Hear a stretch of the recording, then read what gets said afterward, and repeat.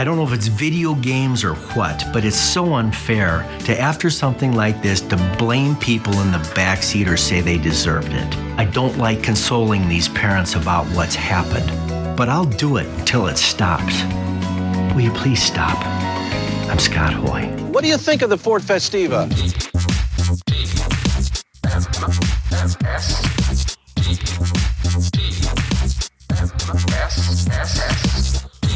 The Morning Stream. I am a multiverse agent.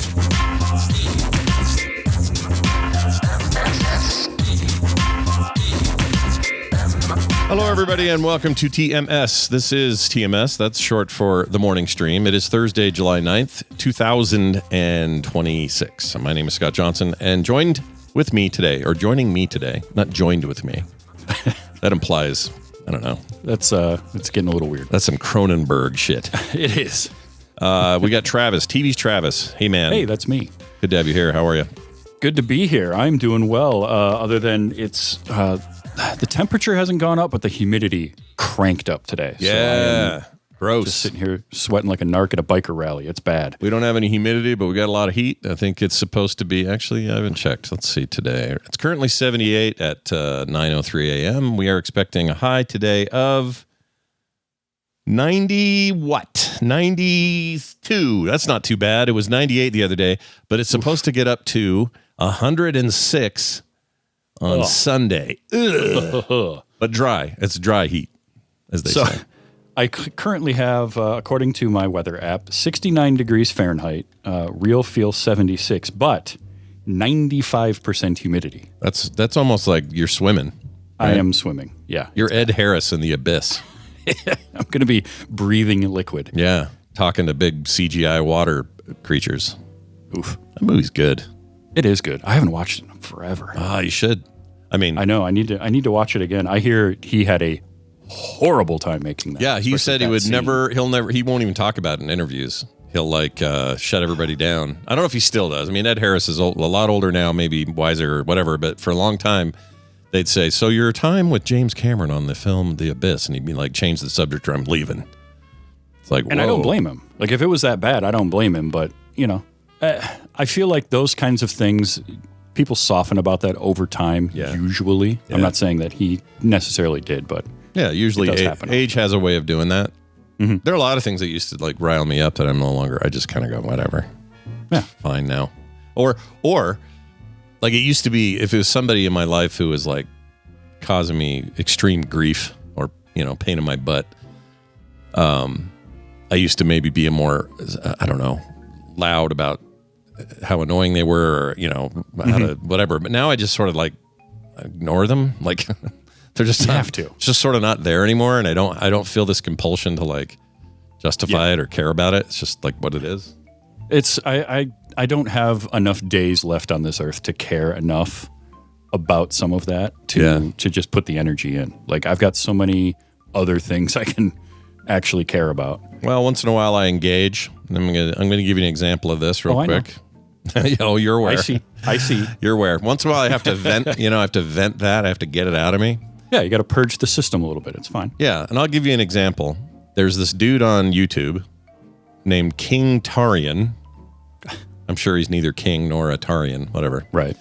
So in a video I put up talking about the 3,200 person layoffs at Microsoft. 3,200 total across the company.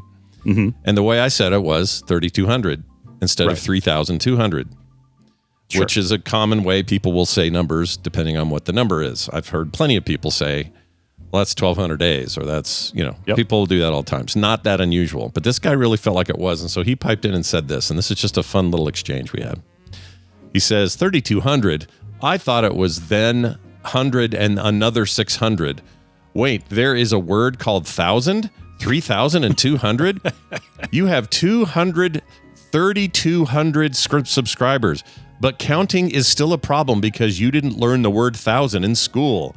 1,000 with the number, is the number following naturally from 999 and preceding 1,001, defined as 10 times 100. Okay, so he's being a snark monster, right? Tell me you're neurodivergent without exactly, and that you're not happy about it, that you can't find any peace. So I decided to reply to this, and I said, here we go. I said, man, the things that must keep you up at night, ... All right, just a little snidey little reply. Yep. Yeah, just poking the bear a little bit. Yeah, well, the bear wrote back and said, estimate how many minutes that keeps me up at night in hundreds of hundreds because you haven't learned the word 1,000 yet. So I wrote back, I'm sorry, what? I was busy eating a sandwich at 11:30 a.m., which was true. It was 11:30 a.m. and I was eating a sandwich, but I called it 11:30. Oh, you're on a military base. Oh, yeah, big time. He wrote back and said, hope that was done under supervision. A gentleman with mental abilities such as yours should not be left chewing items while unattended by a medical professional. And this is the last I replied, and I haven't heard anything back. I said, dunno, maybe it's 20, sorry, maybe, or no. I said, dunno, made it 20, 100, and 454 days so far without it. I think I'll be okay. So, that was a fun little time there. I found it cathartic. Wonder, that's all I'm saying. I felt cathartic. And that one's that's an innocuous one. So that's not that doesn't harm anybody. That guy got to yell and gnash his teeth and you came back with, you fed the troll, but you didn't overfeed. Like you didn't give him what he wanted. No, he never got what he wanted. And probably, like a lot of trolls, if you don't give them what they want, they may poke around for a while, but eventually they'll just leave. Yeah. And I think that's what he did. He just left. Yeah, he realized that you weren't going to engage in the way that he wanted, and so he just moved on. Yeah. But sometimes when things are that dumb, I can't help it.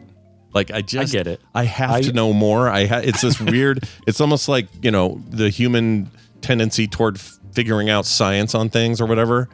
I'm just like, I need to know what he's thinking. Yeah, because that is a weird thing to take time out of your day to notice. Instead of 3,200, I said 3,200.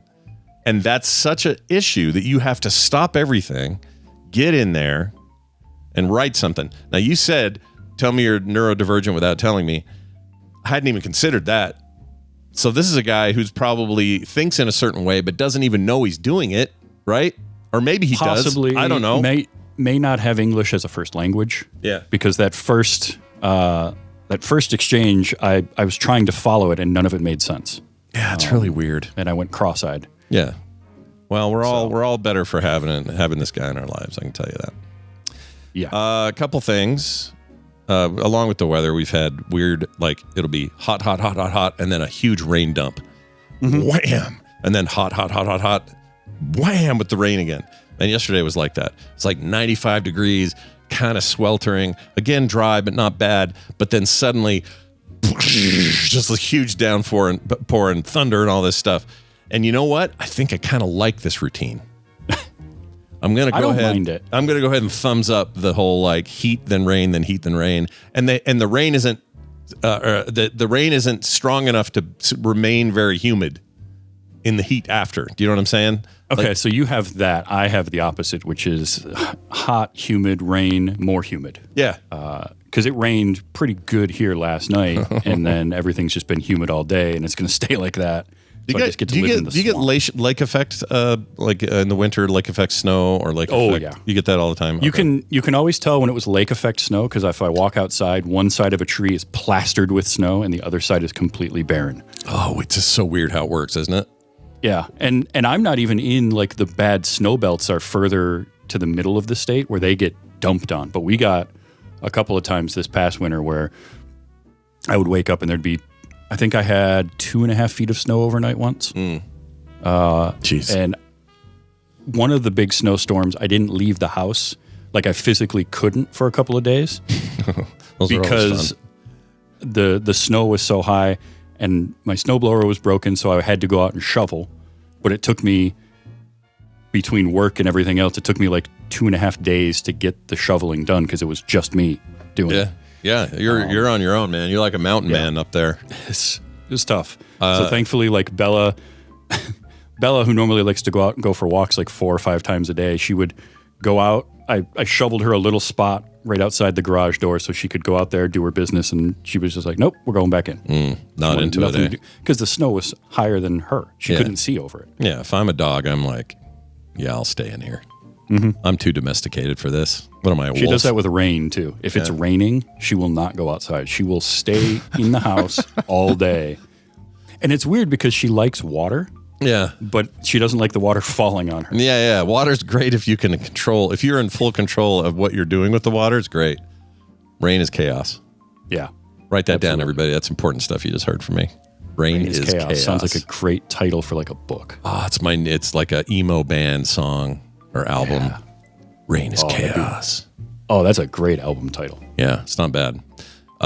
We get lake effect, but it's off the Great Salt Lake, and we get it way less now because our drought's so bad that the lake levels have dropped to kind of dangerous levels where we're hitting like prehistoric deposits of stuff that if it gets vaporized would like literally poison somebody. Yeah, it's a whole thing.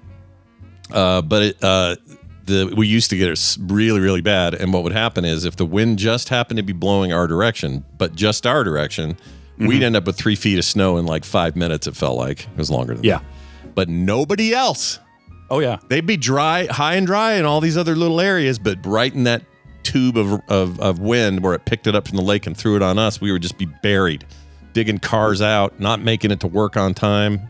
We'll get that some here where if the snow hits, like I'll be just outside of downtown area, I'll get nailed. I talked to my friends in town. They're like, yeah, it's fine. Or this past winter, it was when I got that 2.5 feet, they got like 3.5 in town, and they had roads. They had streets closed because they had nowhere to put the snow. Oh, man. They couldn't plow it because there was nowhere in the street to put it. Or they'd have like these big piles in the middle of the street. I was going to ask you, are you in a place where they do this to me when it's so much snow, they have nowhere to put the snow? For some reason, it's because of the way our back alley kind of street area is situated. There's kind of a pocket where I am, but it's not a parking space. It's not land I own. It's not any kind of that. It's just like this. It just happened to be the way the thing was laid out. We got this little pocket of space, and they just pack it in there like it's like those. When you're a kid, you make the snow bricks out of the plastic things and you make your own little igloo. They pack it in there like it's one of those. And then I got this great wall over there that Jon Snow's looking over the whole time. It sucks. I hate it. Although we haven't had enough snow to have it happen in a while. But when it did, lame. Yeah, I don't. I just end up with giant piles of snow at the end of my driveway. And the thing with that I hate is the longer it goes, because my driveway kind of slopes up from the house to the road a little bit. Yeah. And the problem with that is I have to go and shovel everything by hand. And by the end of the driveway, I have to, even at my height, I have to like lift the shovel way up over my head to get or I have to walk the snow further. Is your back just going, oh, Travis, we can't do this anymore? Oh, yeah. No, it's why I don't shovel that often or mow my lawn that often. There you go. Yeah. That's my excuse. I'm wrecked afterwards. Well, I have some interesting information for you today that I decided I would share. Okay. We'll do it as part of this. Yesterday is history today. That's right. I didn't know this, but I found something out just doing some goofing around online. I was trying to find out. I was troubleshooting a Bluetooth problem I was having with Kim's car. Okay. Not to be confused with Kim Carnes, the female performer of the 80s and early 90s. Right. I don't know if she's still around or not. Oh, rest in peace, Bonnie. What's her name? Tyler. Bonnie Tyler.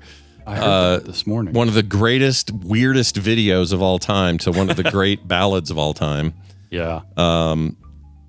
Really, really an impact. That song had a major impact. I'm just kind of memey now, but at the time it was a huge hit and a massive thing. Anyway, passed away. I think I have it on some authority that when Bryant, because yesterday's song was a Bonnie Tyler song, I think, or maybe the day before, whatever day it was. He did not do that on purpose. That was not a curse from TMS, is what I'm saying. No, you can't blame TMS for that one. No, you can blame the passage of time and then whatever actually got her. I don't know what it was. She was 75. It could have been anything. Yeah. Anyway. Yeah, that was, I woke up to that this morning. I have like a news brief that plays with my alarm in the morning. And that was first thing on BBC News was Bonnie Tyler passed away. I was like, oh, man. Oh, Brian's actually in the chat and says, I may have picked it, but you played it. That's a good point. I enacted the curse. There you go, Brian. Pass the buck. That's right. Pass that buck over to me. But anyway, rest in peace to her. But I don't know why I'm bringing that up. The point is, I know why, because I was dealing with this Bluetooth thing. Yeah. And it's still kind of an issue. Honda's supposed to have a fix for it, blah, blah, blah. Anyway, long story short, I got curious and did a bunch of reading because I was trying to find people with the same problem. And for some reason, I just happened to be on the Wikipedia page for Bluetooth. And I didn't know this, but it's named after a dude, a king named King Harold Bluetooth, which I didn't know. It's named after him. And not only that, and Brian confirmed it, I read it in the thing, but the icon, the logo, is his initials, like overlapped. Yep. Yeah, I actually did know that. And I don't remember where I read that first. I mean, I guess it makes sense if you're like, I don't know, like if I'd have paid attention when the thing was invented or the standard first came out, 1.0 or whatever, and I just went, oh, strange name, Bluetooth. But it's been around so long. And also it was confusing to me, why would you name it after this king? Well, the reason they did is he's known for uniting a bunch of these tribes, or not tribes, but clans. Yes, and connecting them was the idea. Is he connected all these clans. Now, I don't know if those clans were a maximum of 15 feet away or whatever, but they were all within 10 meters. Yeah. It was just such a weird thing to learn when you didn't know it. Here's the logo. So that is you can see the B. Yep. And then I guess, let's see, what is his full name? His name is Harold Bluetooth. So is it BT? No, blue. Let's see. How are those letters crossed? That's that like an X. I'm not positive about. I'm not sure how that works. But the Wikipedia article claims that Brian confirmed it. I'm just not sure how that works there. Oh, H and B. Where's the H? I don't see the H. Well, I don't think it's a. Is it like a runic H? Yeah, I think it's a different language H. I don't know the alphabet well enough because it very much look like a Latin alphabet. Or, some ancient deal, like something you'd carve into the side of your axe before you go fight the boss.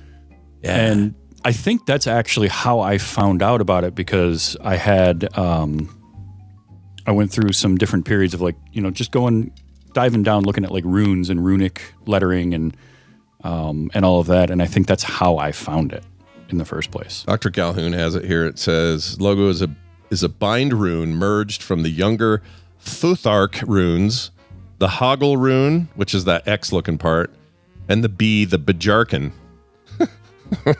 which is his initials, H and B. All right. Nailed that pronunciation. Bajarken. The Bajarken. Love it. Okay, yeah, I can see it then. Yeah, that's awesome. It's a cool logo. Yeah, it is cool. And Bluetooth's kind of changed our lives, man. It really has. It's a big deal. Like I'm trying to think of something as impactful. And there are a lot of things you could say. Well, copy and paste, freaking the mouse, literally mouse control. Like there's certain innovations in computing technology that you just go, wow, who knew? HTTP and freaking the internet standards that we now just take for granted. It's also like that level of thing that you don't think about Bluetooth on its own. It's just a thing that's part of it. So like a mouse, I think, is a great example, right? Yeah. You just think of a computer with a mouse or a laptop with a touchpad, but same idea. And I think Bluetooth is just so ingrained in everything now. We've got it in cars. We've got it in all sorts of speakers, and you're just used to it being there. Your damned refrigerator. Yeah. Yeah. I mean, I use it constantly. I'm always got earbuds in or something down here going on. Like, it's just the way of it. So thank you, King Harold Bluetooth. You had no idea where you'd be today. None whatsoever. Nope. In fact, thank you for making sure all those tribes stayed within 10 meters. Yeah. And nobody asked this guy's permission to eventually be this thing. I guess that's how it works when you're a famous old guy. That's how it works. So that's fine. Statute of limitations was up on the copyright on his name. That's right. Just use it. Yeah. Go look it up if you want to know more information, everybody. It's all on the internet. All right. Quick Emmy check. I know you're a fan of television and televised products. I just wanted to rip through these. Sounds very Hank Hill. Yeah, it is very. I'm a fan of television and televised products. I'll tell you what. We're going to talk about some of these because I think this is sort of interesting. A lot of stuff did real well. Like the Pluribus and the Pit are kind of the big leaders. Yeah, I saw it. What was the Pit? Was 25 nominations? Yeah, that's a lot. I think it deserves them. It's a really good show. That's is that an Apple? That one is HBO. HBO. Okay. Apple is Pluribus. Right. Slow Horses. Well, I'll read this. Let's look at outstanding drama series, which is kind of one of your prestige categories here. The Diplomat on Netflix. I don't think The Diplomat should be on here. It's fine. It's okay. I don't think it's that good. Anyway, whatever. I like the cast. Got a list to fill out. Yeah. The Gilded Age, HBO Max. A Night of the Seven Kingdoms, HBO Max. Paradise on Hulu. Big fan of Paradise. I've not seen the new season yet, but I really like that first season. Okay. The Pit, HBO Max. Pluribus, Apple TV Plus. Slow Horses, Apple TV Plus. And Your Friends and Neighbors, Apple TV Plus. By my math, that's a tie between Apple TV and HBO for the prestige positions. I think so, and it feels like Netflix with only one and Hulu with only one. It does feel like those two in particular have done series the last few years. Apple TV is the one. I don't have Apple TV Plus. It's the one service I don't really have. So much good stuff on there now. And there's so many good things on there I keep hearing about. And they're spending the money on, like, say what you want, whether or not a company like Apple should even get involved in prestige television or whatever, any of these companies, Amazon or anyone else. But for whatever reason, they seem to be quality over quantity. And they don't. I've yet to see something on that service that I thought was crap. There's just nothing that's crap. I can mention many things on Netflix that are crappy, Hulu that are crappy, even HBO Max, which is also a lot of Discovery and other stuff that isn't great.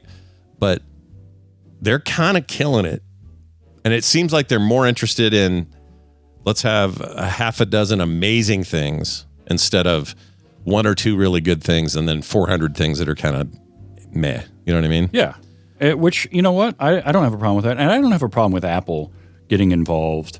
We don't think of them as an entertainment company, but you hear like Michelin star, and then you learn that, Michelin tires, Michelin starred restaurants, because it was from, it branched off, or Guinness. Yeah. Another example. Yeah. Guinness beer and Guinness records. The tire one will never make sense to me. Like, well, the prestige, the level of prestige you have for restaurants that have Michelin stars, and then knowing that it came out of this promotional thing that existed way back in the day with Michelin tires, it just feels so weird. It's like saying the Taco Bell Peace Prize or something, It does, but if you trace it back far enough, it does kind of make sense, right? They made these travel guides, and it was a way to get people out moving around and going places, and therefore using Michelin tires, but also, hey, check out these restaurants, and then it just evolved from there. Yeah, it's crazy to me. Or the FIFA Peace Prize, yeah. Yeah, definitely give it to those jerks. Check this out. Outstanding comedy series, Abbott Elementary on ABC, The Bear on FX, Hacks on HBO Max. Hacks is awesome. I bet Hacks wins it. Margot's Got Money Troubles, Apple TV Plus, Nobody Wants This, Netflix, and Only Murders in the Building on Hulu. Let's see, Shrinking, Apple TV Plus, and Widow's Bay, Apple TV Plus.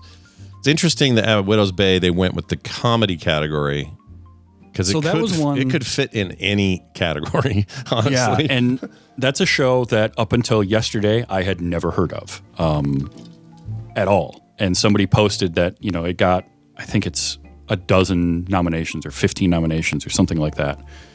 And apparently it's horror and comedy. Yeah.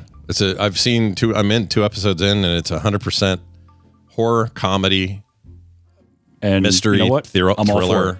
I love horror comedies. It's almost like it honestly is like 10 genres all mushed perfectly well. Like they know what they're doing. I think that thing should win whatever it's in. And I'm not even done with it yet. If I had more hours in the day, I would get an Apple TV Plus. I would subscribe for a month or two and just binge all of this stuff. Really should. It's cheap too. That's the other thing is they're not. Everyone else is so damned expensive, and theirs is not. It's like, I know. I just need to figure out a way to carve out another 12 hours a day to watch all this stuff. Their app on. I use them. I use Roku's around the house, and And the Apple TV Plus app's awesome on there. It's really good. Let's see. Oh, I was going to make it a comment. Dr. Calhoun, a PhD, just read on air lighted himself. He says, "Wait until you find out about the Guinness World Records." Yeah, we just said that like a minute ago. Right on air. When it's nice when it's not me once in a while. You know what I mean? I like that. Yes. I like to spread the It's humility. nice to be on the other side of that. Absolutely. Let's see. Outstanding limited or anthology series, All Her Fault on Peacock. Okay. They don't do Free Cock anymore. No, I don't as think a side note. For anyone was hoping they could still get the free version of Peacock. Free Cock is not available. The Beast in Me on Netflix, Beef on Netflix, DTF St. Louis on HBO Max. That is a weird series. Love Story, John F. Kennedy and Carolyn Bessette on Hulu. Okay. I didn't even know that was a thing, so good luck to those guys, I guess. Outstanding television movie, Head of State, Prime Video, Miss You. Oh, that's our first Prime Video nomination. Miss You, Love You on HBO. People We Meet on Vacation, Netflix. Remarkably Bright Creatures on Netflix. I heard that was great. I want to see it. Tom Clancy's Jack Ryan, Ghost War on Prime Video. I heard that was bad, though. Like, it wasn't as good as the series that it was aping on. Who knows? These are streaming only movies, right? These aren't going to be some. I think go to theaters. Released. I'm not sure about that actually. I know if Netflix or Prime or whoever wants to get Oscar nomination for anything, they have to do it. Yeah. But I don't know if any of those were. I don't remember. The Jack Ryan one might have been. Let's see. I don't remember it, but and maybe Remarkably Bright Creatures. I'm not sure. It's expensive to do that too. So unless you're sure you're going to have like some return, I don't know why you'd want to do that. Let's see. Here's this category is for Brian Ibbett. Outstanding reality competition program: Dancing with the Stars, RuPaul's Drag Race, Survivor, Top Chef, and The Traitors on Peacock. Oh, see, The Traitors has Alan Cumming, so everyone loves Alan Cumming. Yes. Who doesn't love him? Well, Magneto didn't love him when he was not entirely when he was bamfing around that White House or whatever was going on there. Or I guess he was working for him then. He was actually. Yeah, he was working for Stryker. Oh, that's right, because that was 2, right? Yep. Still possibly the best opening to a superhero movie or just about any movie in the last 25 years. Like that's so good. It's just, that is an absolutely perfect scene. Why can't they ever get that back, that vibe? Maybe they will. Maybe the X-Men have got a future again, but man, never could quite get there again. No, that was the peak of the Fox X-Men stuff. That and then probably Logan. But of those, especially those first 3 X-Men movies, that was the peak of it right there. Oh, 3 though. 3's pretty bad. It's rough. It's pretty rough. Yeah, that's the beginning of the curse, I think. Yeah. It's got that Brett Ratner stank all over it. Yeah. You think Alan Cummings? I can't think of his character all of a sudden. Nightcrawler. You think Nightcrawler stinks? Hang around Brett Ratner for a minute. It bums me out because I love the first 2 Rush Hour movies so much. They're great. Nothing wrong with Rush Hour movies. Those are Ratner directed films that I will watch again, and I like them. Yep. But man, that guy is a terrible filmmaker now, and he hung out with Epstein more than anybody in Hollywood. Yeah. What his deal was. Some people just can't get their shit together. All right, what else do we got here? We got some usuals. I'll just rip through some of these. Daily Show, Jimmy Kimmel, Last Week Tonight with John Oliver, The Late Show with Stephen Colbert, and Saturday Night Live, all up for Outstanding Variety Series. I'm going to guess this one gets tossed to Colbert for the because he's out of there, and it's like I feel like that, yeah. Yeah.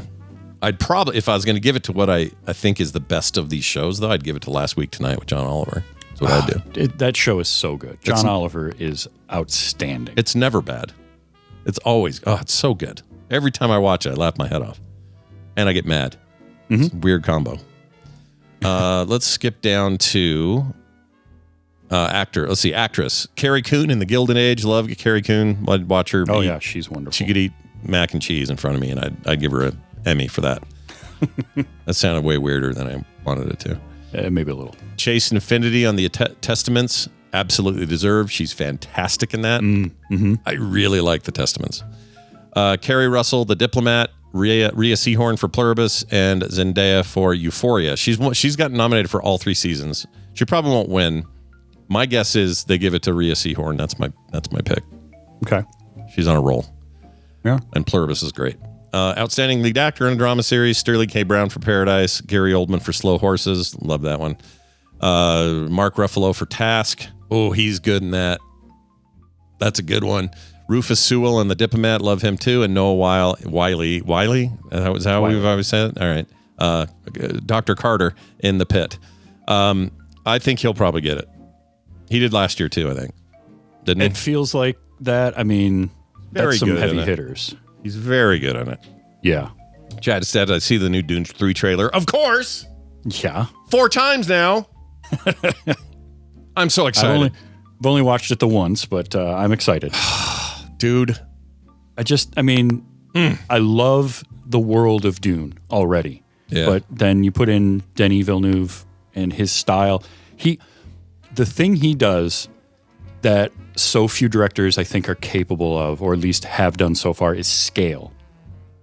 Everything in the Dune world, you get the sense of scale, of how big and cavernous some of these things are in a way that I've never experienced. It taps into my imagination zone like not just about anybody else. I mean, it's what I know. I never shut up about Fury Road, but it's really the what I'm talking about there is what I'm talking about here. It's this world realization. It's not just building this world. It's letting my brain take it and run with it. It's visual. I love it. It's using visuals to tell your story in film in a way that, like, that's what makes Mad Max Fury Road work so well, is the visuals of the action storytelling. And Villeneuve is so good at doing that. No, he's incredible. Blade Runner 2049 to this day just blows my mind every time. I got a little chill when you said that. I love that movie. It's so good. I'm going to watch that again just for no reason. Just because you brought it up, I'm watching that again. Perfect. I love that movie. Jay Funktastic has a hot take, and I'd like to express it. And I want him to know that this doesn't change our relationship, or that I don't dislike him. I would still have lunch with him. I would spend time with Jay. But Jay's hot take is this, and I quote, "Hot take, I love the original Dune movie," means 84s. Yeah. The new ones bored me to tears. Jay, let's dissect that for a second. The 1984 movie is a hot bowl of excrement in the sun that you have to eat if you watch it. That's how bad that is. Okay? So here's what I will say. There's my hot take. Go ahead. All right. So first of all, Jay, I appreciate your hot take. I don't agree with your hot take. I don't think 84's Dune is a flaming bowl of male bovine excrement. It's simultaneously the most David Lynch that movie could be and the least David Lynch movie I've ever seen. I don't hate it, but I see all of its flaws. Yeah. However, Villeneuve just nailed how to do the Dune movies. Yeah. So you can be bored to tears all you want, Jay, and that's fine. Yeah. Just more time for me to watch it. Yeah. Also, Dune has ever worn this hat of divisiveness. Yeah. Like it's meant to be divisive. If you like Dune and if you like the books, then you know that there's an aspect to that you're not going to recommend that to all your friends because they're going to be bored senseless. So I'm fine with that. I can live with it. I love it. I want more of it. More Dune. Thank you very much. All right, guys, it's time. We heard you. You want more Wendi? Well, we've got more Wendi, and here it is. Something wrong, Batman? Has anybody seen Wendi? I say it. I mean, here she is. Hello, Wendi. What's going on? It's fine. You can call me it. I don't know why I did that. I don't know why I said it. Here it is. That's weird. Isn't that weird? Here it is. Yeah, it's a little weird. For more. Here it is. Hey, are you on your hot new fiber connection right now? No, not yet. They dug it all out and made a mess in my yard, and I think they still have to hook it up. We had the same deal. They did to tear out. Wrecked your yard. Yeah. The bad part for us, and you may get it way quicker, but it took them like 6 months to actually hook it up. Final hookup. Yeah. But man, when it did, my life changed. Holy crap. Wow. I'm not even the same person, like molecular level change. Wow. Yeah. It's so good. By the way, hi, Travis. Hello. Oh, yeah. I told Wendy Travis to be here. I forgot I told you. Yeah, I warned you. I didn't warn you. I just, You warned me. I didn't want you to come in going, oh, crap, who's this? Or where's Brian? But now you know. Yes. We're going to talk about your private life. That's right. Oh, boy. Yep. You ready to answer some questions as we, as we dig in? Another quick thing. As an example. Other quick thing is we had the pleasure of having Wendy's daughter, Allie, with us for a day or two, and then kind of in town for a while, and it was wonderful. Spent time on the 4th of July with her and all this. Yeah. Celebrated her birthday. But we didn't know she was going to faint when we pierced her ears. My gosh. Yeah, good job, y'all. Yeah. Oh, dear. You could have warned us. You knew some like a needle thing or something prior to this, right? Or, you know what? She's only fainted a couple other times. She fainted. It was like a medical thing, and she was sick. So I thought, oh, it must be that. But when I heard about the piercing, I'm like, maybe she has that vagal thing. You know what I'm talking about? I think her other nieces have it. Yeah. Morgan has it. Yeah. Where I forget what it's called, but yeah. It's like is it vagal? It's something like that. But they can't do needles. There's no way to know. We can't look it up. No, the internet doesn't exist, and I don't have fiber to look at it. But yeah, like it was vasovagal response. I think that's it. Thank you. That's it. That's it. And I have to tell you though, this is so interesting because she was so stoic about it. Like she wasn't. How do I put this? She didn't look freaked out like I would. Like she just kind of went, "I'm good." Like, all right, well, let's sit you down. You want some water? You want to lay down? No, I'm fine. Like it was just that sort of thing. So Carter was like a legit, Carter went into emergency mode and handled it really well and kept her from falling onto the floor and all this other stuff. But it was just like this moment of like, uh-oh. And let me say this real quick. When she faints, she turns a color you've never seen on a human. It's so scary. What color? I wasn't there for that white. part. Oh, it was like gray. Okay. It's like a white, like a ghost death white. It's bad. So poor Carter. I'm sorry. No, it all worked. It all worked out. And I think she successfully made the holes. I think. I guess I didn't follow up on that part. I don't know how that went. Classic. Allie will come home having taken them out. I could almost guarantee it. Yeah, probably. Well, anyway, it's a weird feehave I don't have a problem with needles. Like I get blood drawn all the time. I've gotten tattoos. I've done all of that. But I did have, must have been like a year ago now, maybe. I sliced off a small part of the very end of my thumb, cooking. Yeah. And it wasn't like super bad, but it was enough that I had to go to the urgent care and get it looked at. And they did the whole numbing of it. And the doctor jams that big needle in there, numbs it up, and then leaves the room for a few minutes to let it take effect. And I think I had a very similar response to that because all of a sudden just flop sweat. And I felt like you get like tunnel vision tunneling. Yeah. I was feeling that. And I'm like, oh, this isn't good. Yeah. And then I was fine. But like 5 minutes later, but it's such a weird feeling. It says the stress of these types of reactions make your blood pressure drop too much, and let's see, vasovagal syncope is the most common type of reflex syncope, not scope. Syncope. Jeez. Yeah, the American education shines through. Well, anyway, Wendy, you're here. We're going to do a thing. We got a question from a listener. We're going to call Jay, and we're going to read this here for everybody and see if we can't help somebody out today. So here goes. Hi, Sycamore, Birch, and Willow. Sorry, Travis, I don't have one for you on here. But, it's all good. I'll be Birch. We'll just say tree. How about that? Perfect. Because that's T. Anyway, I have many issues. One of those is trust. I've been in and out of therapy and counseling since I was 10 for many things. Over the years, as things come up, I'd turn to my therapist and friend for help, meaning a therapist who became her friend. Okay. Then, hear that? There's some typing going on. I don't know. Yeah. That was loud. Yes. All right.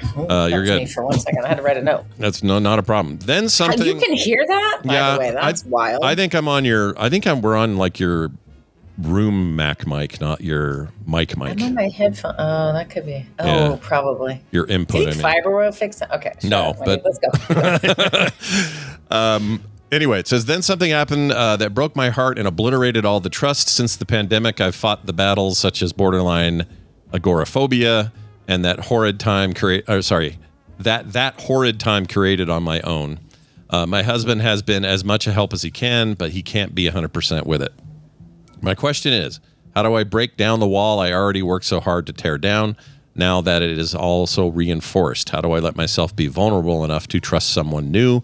Roost Road River, says Jay. That's a whole other thing. It's deep cut. Anyway, so Wendi, I'll bet you run into this a lot. People who during the pandemic just did a major reinforcement of some of their stuff, like whether it be agoraphobia or I don't know, just certain social stuff, and the pandemic had a way of calcifying it, if that's a decent word for it. So I don't know. Where do you want to go on this one? Yeah, well, I want to start with this idea. I'd love a few details, but but like what happened with this person that broke your trust, right? Mm-hmm. But you do notice something here, and this is tricky because sometimes your therapist becomes like your favorite person because they will listen to you and validate you and have helped you, right? And so that, there are many times where I'm like, man, I could totally be friends with that person. Yeah. But there's a reason you don't. There's a reason. It's called a dual relationship, right? She had written, I turned to my therapist, come friend for help, meaning this person has become a friend, or that was blurry. I don't know. That would be the question I was going to ask of like, is the therapist acting as a therapist this whole time, or is this blurred into something else? Because then something happened that broke my heart and obliterated all trust. I think they're talking about with the therapist. The therapist / friend, yeah. I assume so. Okay.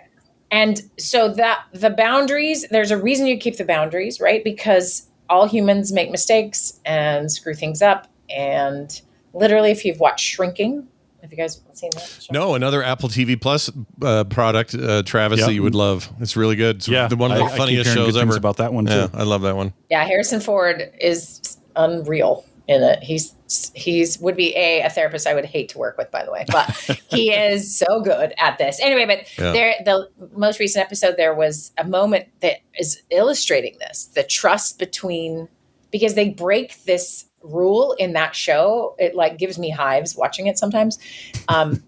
They call it pulling a Jimmy, and that is to like push past the boundaries, the normal ethical boundaries of a client therapist relationship. And like he has his patient live in like his pool house. And then there's just all these like, let's cross these lines because it's going to really help people. And then they show the ethical dilemmas that come from that. Anyway, but this breaking of trust, probably because of a boundary wasn't held in place very well, is probably the core of the problem. When someone moves into friend territory, a therapist to a friend, a therapist has made it about you this whole time. As a friend needs it to be about both of you, right? Yeah. And so in the act of it being about maybe two people, that person might do something that is not helpful to you.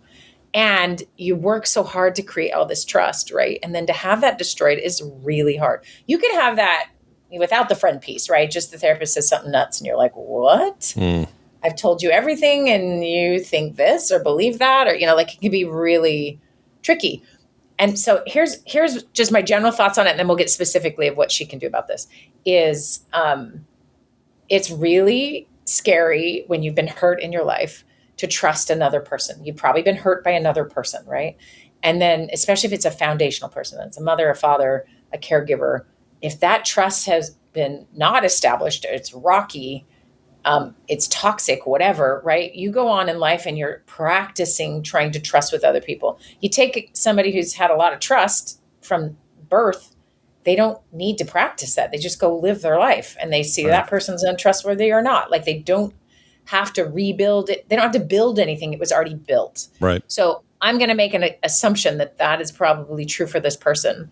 So it took all of this. You're starting therapy at 10, which means you've had stuff going on in life that you've needed support for, right? Mm-hmm. And probably parent related or whatever. And so I have this trust and this is this person I rely on. That's the hard part there is that you're practicing it with all these people. These people sometimes will act as a parent figure. They almost, as a therapist, I'm someone's mom for a lot of time until we work on me not being the mom, right? Mm-hmm, they need someone to have basically a surrogate parent. And so you run the risk, and every therapist is well aware of this, how much pressure that actually is to not blow or harm them or push too fast, or because you're working with some really delicate trust situations, right? So first and most of all, I'm so sorry this happened, because that is so hard to recover from, as she's saying, right? Like, the pandemic was really tough on her. This agoraphobia thing hit. All sorts of things have made it just tricky. We have this breakdown of trust.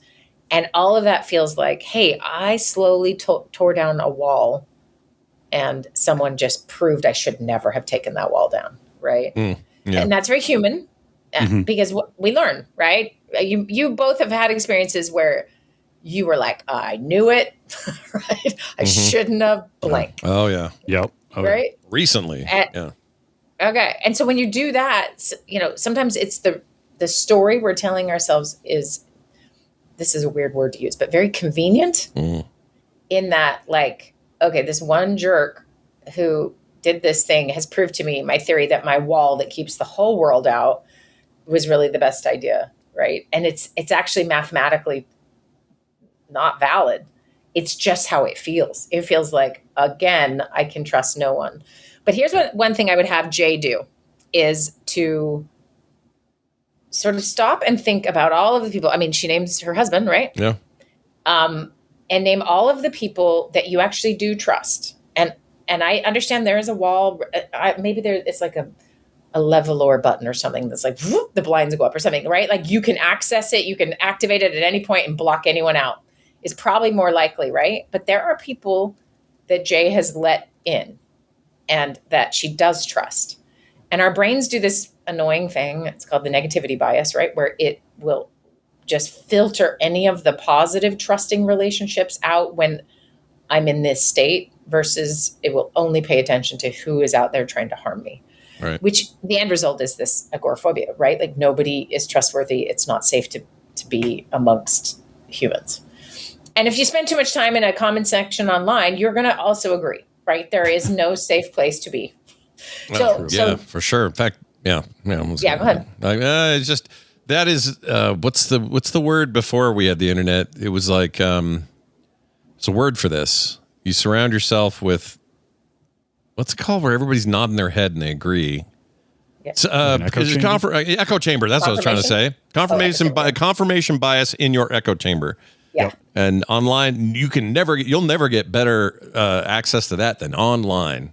That's true. Yep. Oh, it's amazing. Yep. If you really want to have some reinforcement to your bad ideas, go in there and get it checked out. Right. And the other thing that reinforces it is to have someone argue with you poorly, or even argue at all with you, right? And so then it gets even more and more strengthened. And so, but if you are already afraid that humans are going to, that they're just fundamentally out to harm you or hurt you, or, whatever the thing is, then that is scary. And you're going to be really hesitant to open up and have new relationships. So I don't know what the therapist situation is at the moment, but I would wonder if, for Jay's sake, I don't know their issue, right? I don't know what happened. Like, let's say they're adult survivors of sex abuse, or they're adult survivors or children of an adult child of alcoholic parents or something. That there might be some value. And I know it's like, whoa, this is the exact opposite, which is to actually spend time in a group being supported. Because when we rely on one person, and this is what, there is a place for group therapy and group support that is super effective and in ways individual therapy cannot touch. And it's because you have a bigger group of therapeutic experiences, interactions, so much you're hearing, sort of the same thing come out of someone's mouth that you've been through. You can see that people have different stories. It isn't all, when we get in this sort of isolated state, which it sounds like she spent a lot of time in, so I know that might sound like a huge jump, like, hey, what if you just met with a bunch of people, right? But there is something to be said for that as a thing to try to strive for. Ideally, what I'd love is for her to have to work with somebody who is going to know all of this and then work to expand your social support system and really actively work on this trust issue. Because the reality is the world is terrifying if our amygdala is in charge all the time. And your amygdala is the part that, scares you. Yeah. And if you have to do certain work in order to calm that down. You might always be prepared for someone to suck, but there are ways to navigate that. And one is really to have a broader experience with more people. And it's like, we talk a lot about exposure therapy, right? It's like the exposure therapy for agoraphobia, right? Is to on purpose be with others. And you can manage it at first and make sure you're obviously in safer places, but we never learn and grow unless we confront that thing. Going back to the internet, ideally, if you could just plop one of those real people, not the bots, right? But a real person and put them in your living room and have a chat, you would absolutely have a different experience than what you will ever have online. And that definitely, but it feels real though. Doesn't it feel like that's the whole person, the real person writing that 120 characters? That's who they are. And you know who they are. And so they're bad versus someone in your living room who has to be polite and pet your dog. You know what I mean? Yeah. That's true. Good way of putting that. Plus they're in the living room with the dog who can tell me if they're evil or not. Right. Totally. Right. Dogs are terrible. Dogs are great at that. Something about this rang familiar to me, and I was trying to figure out what, because I don't have a therapist and I don't have one that I've had a falling out with, and so I can't really compare it to that.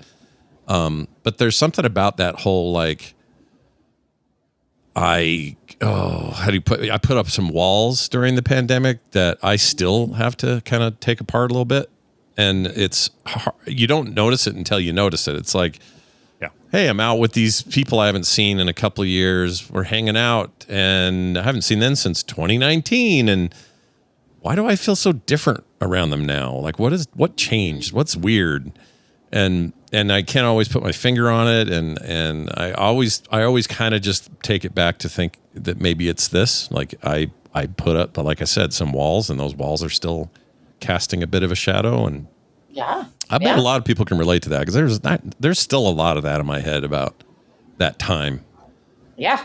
I mean, it really, I do not have just like the most nostalgic. I mean, of course the 90s were awesome, right? But I have it for the 2010s where I'm like, remember when we were kind of nice? Yeah. And there was hope, and Facebook was still small. I don't know. Yeah. Like there's just something about, and I think we do this as humans. We like look back and things are more ideal.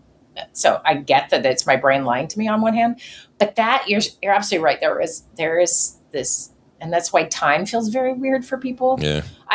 For me, the most obvious form of this is when the doorbell rings. I'm like, hell no. Yeah, same. I do the exact same thing. Oh my gosh. Yeah. Like, who dares freaking knock or ring a bell? You got to text me first. I'm not. Right, it's the doorbell ring or the phone call. Yeah, out of nowhere. Yeah, phone call out of nowhere from somebody, especially a number I don't know. No way, dude.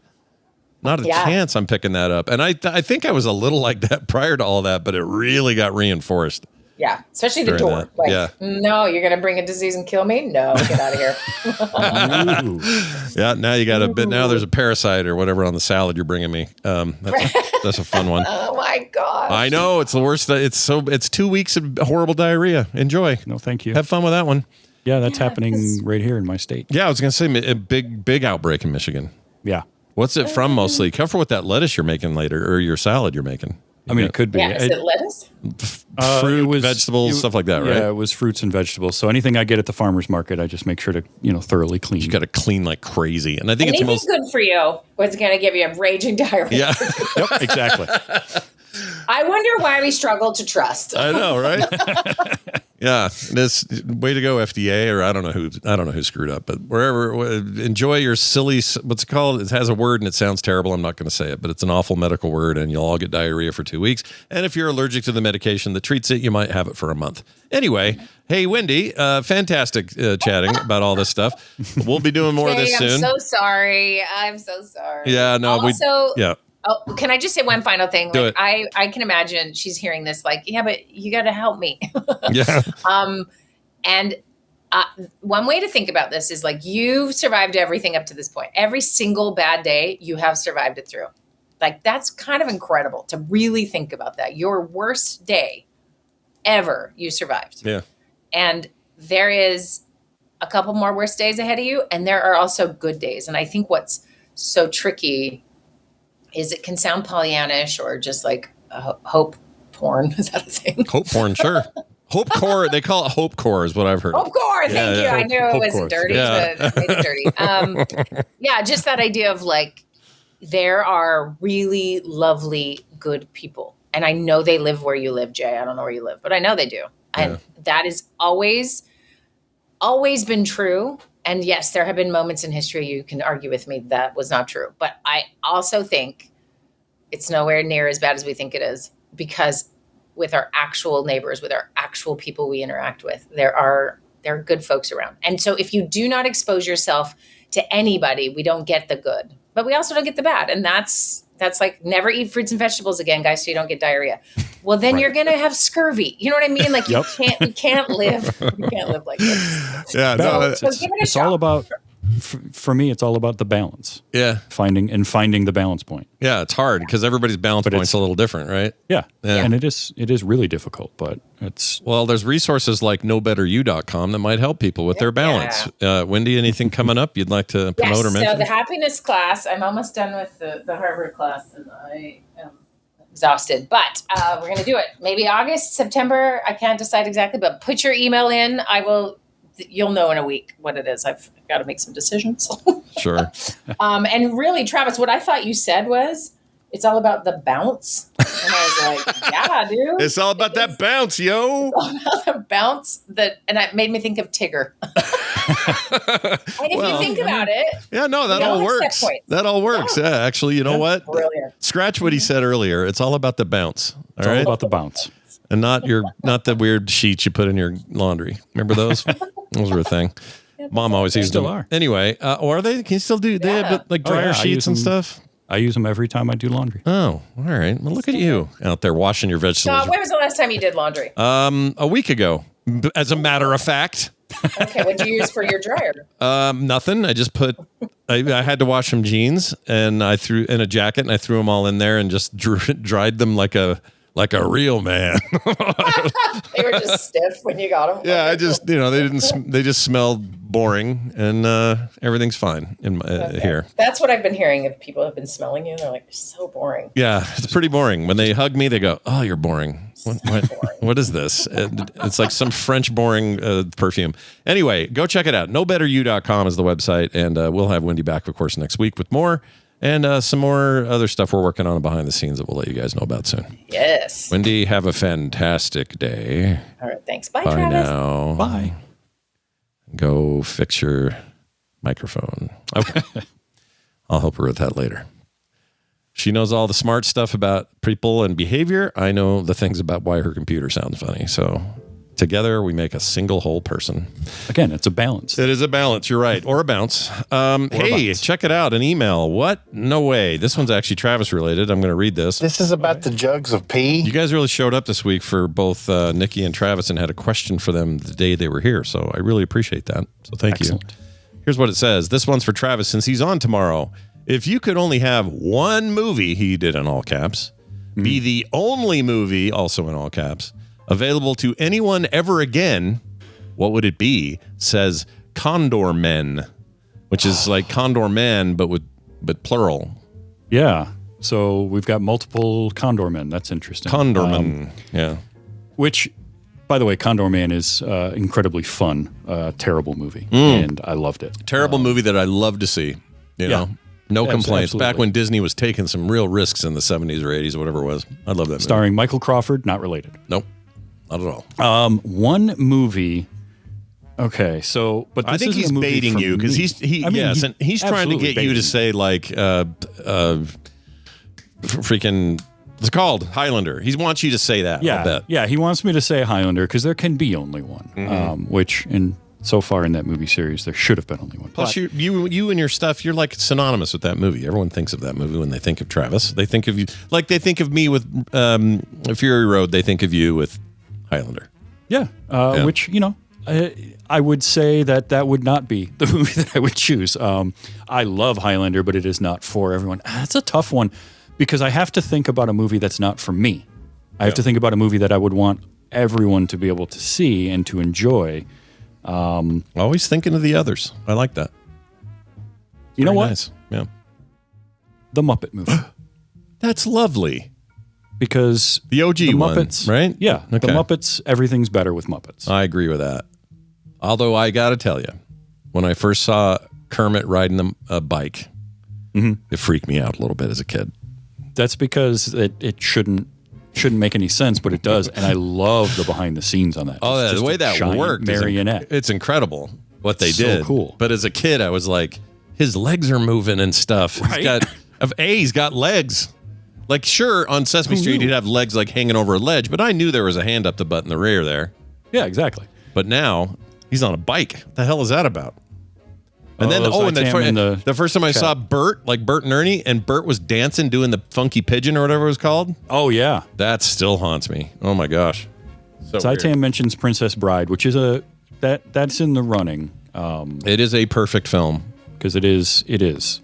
But I have a short list of perfect films. You want to hear my perfect films? I do. Here's my 5 perfect films. Okay. One will not shock you. Uh-huh. The last one will surprise you, though. No, not doing that. It's not clickbait. Perfect movies for me. Princess Bride's on that list. I'll just do my top 5. Sure. Princess Bride is a perfect film. Yep. It's got a little of everything. That's right. The movie Avalon, the Barry Levinson Avalon, is a perfect film, in my opinion. Mad Max Fury Road is a perfect film. To no one's surprise. I'm going to go ahead and put on there. Ooh. The problem is, you get recency bias, right? It's kind of hard to avoid it. Sure. But I really do feel like Blade Runner 2049 is damn close. I'm going to put it on there. Okay. And then 5th, we'll go to the original theatrical cut of Aliens, second Alien movie, I think is a perfect film. I don't like the quote unquote extended cuts, not even the director's cut. It's like the studio just had extra footage and said, let's put it out and make money. I don't like that cut. It throws it off for me. And it's probably just because I'd seen the first one so many times and it was so formative for me in my teens and all that. But Aliens, as it was originally constituted, it's a perfect film. And I get that not wanting the extended one because, again, you get to that point in the movie and all of a sudden it's not the thing that you know anymore. Yep. Like it's different and it takes you out of it. So I understand. That's a good list. Castlevania, sorry. Red Fraggle said Ghostbusters. Don't ask me why I called you Castlevania for a second. I don't know what that was about. But Ghostbusters is a great example of a perfect film as well. Ghostbusters would definitely make my list. Not 2. 1. Look, we can have that debate whenever, all the time. You know how I feel about 2. I do. It's a which shit is stain. Partly why I make sure you know every time I watch it. It's like old underwear. Nobody should wear it. Awful movie. But the first Ghostbusters, Princess Bride, I personally would put the extended edition of The Fellowship of the Ring on my list. Yeah. I just that movie for me is a warm blanket of it's so well paced all the way through. I love it. The entire trilogy is so wild how well that thing of that age now can hold up as well as it does. It's so good. It feels like a once in a lifetime pulled it off. It really is. And I mean, Peter Jackson has done some great stuff since then, but he's never been able to fully recapture that. But it wasn't just him. It was everyone involved. I've watched the behind the scenes on those movies as much or more than I've watched the movies. Mm-hmm. And it's amazing. There's still stuff.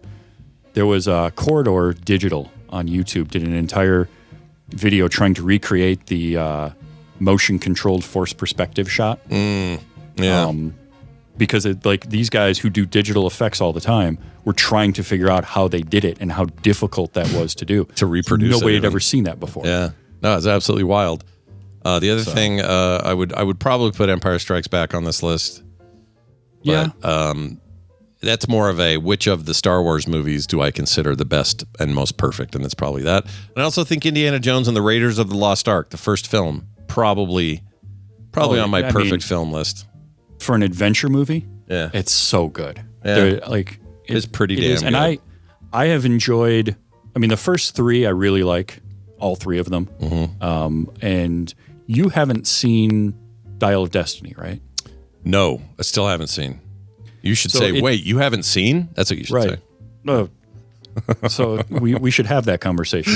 But we really should. I think we're doing, there was some film sack talk. I don't know if that's actually going to happen, but we could probably do it at the same time, is my thinking. It's not bad. It's helped by it being James Mangold, because I just love his work. He's great. So much. Yeah. But that one got closer. It's like trying to do more Star Wars. You're always chasing that dragon, and I don't know that you're ever going to recapture that. It's hard, right?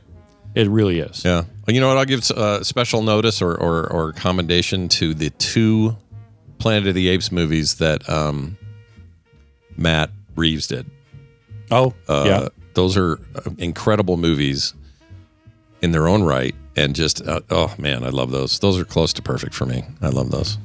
And then I sometimes go with weird stuff, like Brazil for me is a perfect movie. It's weird, but I like weird. Yeah. And there's just something about that movie. Specifically, don't watch, although if you never have seen it and you like Brazil, it's an interesting thing to watch the Love Conquers All version. Yeah. Have you ever heard of that? I have not, no. So there's a cut that the studio put out that has like a happy ending, and it fundamentally changes the movie. It shows, if for nothing else, it can show you the power of editing a film. Oh, wow, dude. Because it's all the same footage, but they reworked it all. And it's like when they do those trailers where, hey, what if The Shining was a romantic comedy and they cut it? Yeah. Yeah, kind of like that. Weird. Serenity and 310 to Yuma, put those on my list too. Yeah. Oh, those are good. Serenity is all-timer. Terminator 2 is amazing. That's a perfect. Yeah. It's such a hard thing to define, so everyone's list is going to be different, but yeah. There is. And it changes day to day. I might have days where different movies end up on my list. Yeah. And no, Luke, we don't mean a Chinese happy ending. All right. Oh, The Apartment, Red Fraggle. That's a great. The Apartment's great. Yeah. I saw David Tennant just did his In the Criterion Closet video. I don't know if you've ever watched those, where they'll have somebody and they have them in the Criterion Closet and they just get to pick stuff off the shelf. Yeah, I do like that. He did, I think it was just a couple days ago, but the last one he chose was 12 Angry Men. And such a great movie. Such an amazing movie. Yeah, hard to remake, it turns out. Yeah. People struggle with it. Like twice, I think. Oh, I'm completely pushing the Coens out of my head. But yeah, No Country for Old Men. Fargo is on my list of all-time perfect films. Hot damn. There's a whole other list. You could almost make the list of just Coen Brothers perfect films. Yeah. Because at least half of them. Like Big Lebowski for me. It's amazing. Oh, Brother, Where Art Thou? Oh, Brother, Where Art Thou is incredible. Everything they make is good, with 1 or 2 exceptions. And even there, they are good. They're just not Coen Brothers good. Yeah. And why are they not hanging out together anymore? What happened there? Are they did the Buster Scruggs, and then they both went separate and did separate things, and that's fine. Pursue, your things. You don't have to be with your brother every day. But I hope that wasn't some kind of falling out, or we're never going to get another thing with them together again. I'm sure at some point they'll do something together, but they probably just wanted to, branch out. Artists are like that, right? You want to do something new. I guess so. Try something new. Yeah, I guess I can't make them do what I want, but I would love to see them do something together again in give it a few years and then come back. Yeah. It's already been, Buster Scruggs was 2019? Has it been that long? So it's been that long. Yeah, since they've combined their powers. And the stuff they've done separately has been okay, but nothing that jumps. Like the 2 movies Ethan has done have been kind of a little disappointing. They've been weird, and I think that people weren't ready for that, because sometimes you get these expectations when you hear certain names, and it was like when Robin Williams did 1 Hour Photo. It's incredible, but a lot of people didn't understand what that was going to be when they saw it. No, that's a hard watch too. Man, it is so weird. Well, there you go. I still haven't seen Parasite. I'm still waiting for an English dub. You're going to be waiting for a while there, bud. Yeah, I don't think that movie's getting an English dub anytime soon, as far as I know. Maybe we should make one. I'll be the lady. We'll do it 70s Hong Kong action film style. We'll just make it up. Nice. I like it. There's a lot of Pixar movies on my list, too. But anyway, it's a discussion for a different day. Thank you for your email, Condor Men, if there are more of you than one. And if you'd like to send your messages into the show, go to the website, frogpants.com/TMS. There's ways to email us, text us, voicemail us. It's all there for the taking and the having. So go check it out. Our website is frogpants.com/TMS. A note about Coverville today. Brian wanted me to mention that it will be happening when he gets back from Tina's appointment. Don't know the exact time. I told him to ping me when he got back. So let's see. I'm reading right here. Probably during core. Oh, so it's later. They're still in the waiting room, he says. So it may not be super soon, but there will be a core or a Coverville today. Coverville.com for details. There will be a core at 1 p.m. Myself, Bo, and John doing our thing. Lots to talk about this week. Not all of it fun, but some of it is. I did strap in for an 8-hour core episode. Yep, I did a really deep experiment this week in games that is going to be fun to describe. That's my tease. So I'll get to that later. But before we get out of here, we need to hear more about where people can find you and your stuff. Travis, tell us where to go and what to do. Easiest thing is go to my website, which is tvstravis.com. And that's got links to, I'm TV's Travis on all of the social medias, so you can find me there too. And I'm probably most active on Blue Sky and Threads, but I'm on all of them, so whichever one you like to use. But tvstravis.com has the links for all that. It's got all of my shows that I'm doing, new episodes of Lost Luggage. The third season of 24 FPS, we've been doing martial arts movies, and I got to get you that list. Because I think just the 12 movies we did, like we did Hard Target was the latest episode. I love that movie so much. And it was fun because half of them I had seen before, and a few of them Steven hadn't seen ever. And that was fun to experience. But we did, everything from 80s to current day stuff like, or more current day stuff like The Raid, Redemption, and things like that. So. Nice. You want to see that new? What's that new one? Furious? I want to see that. I want to see that. I keep hearing so many good things about it. Yeah, it's perfect score on Rotten Tomatoes, and audience is like 98, 99 or something. Nice. Yeah, that's cool. Check all that out and listen to those podcasts. You'll be glad you did. Travis, always good having you here, man. Thanks for spending some time with me. I like keeping the seat warm for Brian. Heck yeah, keep that seat warm and keep them cheeks spread. Or I don't know what that means. Hey, here's what I do know. We got a song to play. Brian set this up for me. We very much appreciate you getting this in. And this is from our old pal, Amy, who says, hey, Borant and Scolopendra. Think I got that? Nailed it. Scolopendra. New achievement. I just finished the most recent Dungeon Crawler Carl book, and in honor of that, I'd like to request Infernum's cover of Take On Me by Aha. Fellow crawlers will get it, and everyone else will just enjoy a cool song. Mongo is appalled. Amy. That's a book reference there. P.S. Scott should also play one of the stingers I sent him recently. I tried. They all had a weird static in them, and so I didn't keep them, Amy. That wasn't your fault. That was something to do with the file. I don't know what that was, so I won't be able to play those, but I will play you a random stinger of some sort. Let's try. I'm just going to pull something right out of my butt here. Okay, here we go. Wait, I can't do that unless I have a place to play it. 1 second, everybody. This is the science of the show at work. Here we go. Syphilis. Oh, syphilis. All right. That was random, and it said syphilis. Hope you enjoyed it. That is going to do it for us. Here's that song. We'll be back on... there may be a change tomorrow with Friday. I'm working on... I'll let you guys know. I just don't know yet. I'll let you know. But whether it's on or off, for sure we'll see you Monday. And, of course, Brian will be back. We'll be back with more TMS then. Have a fantastic rest of your week. We'll see you later. Thanks for listening. The Frog Pants Network lives at frogpants.com. A soldier's way saves the day.